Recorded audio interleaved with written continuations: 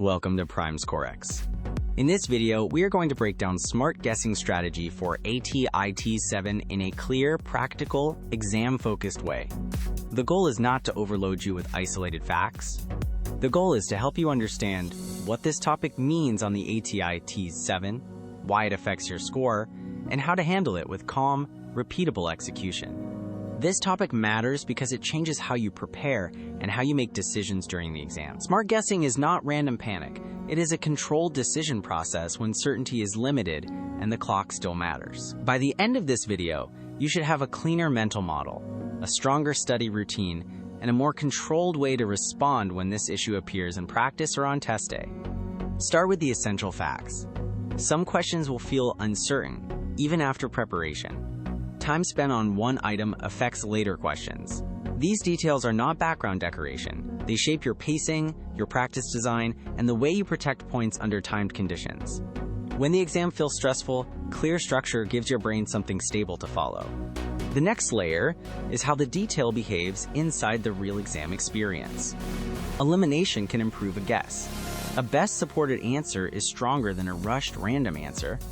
If you prepare only by reading notes, this part can still surprise you. If you train with the structure in mind, the same information becomes predictable and manageable.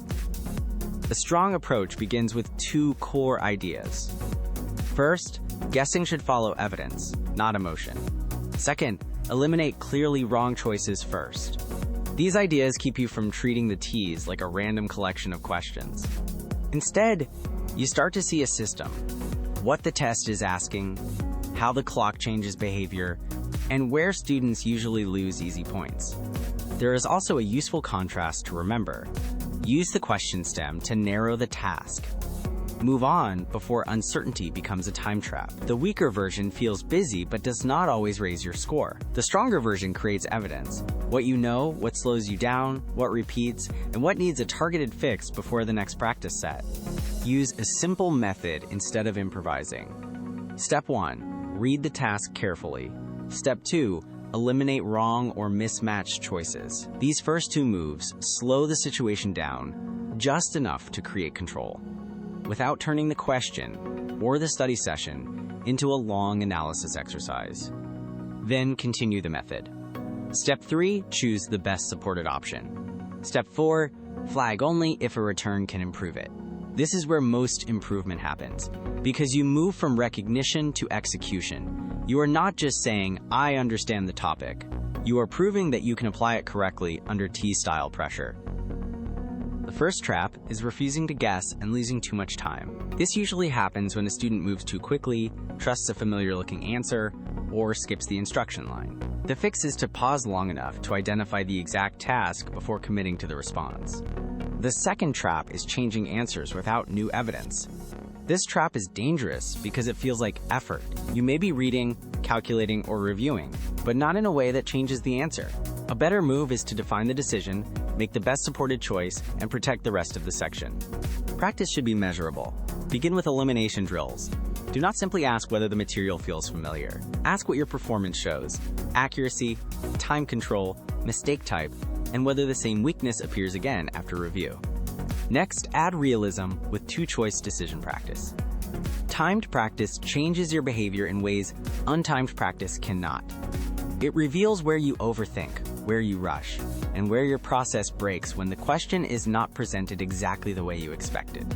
The third practice move is timed uncertainty sets. Pattern tracking is what turns mistakes into strategy.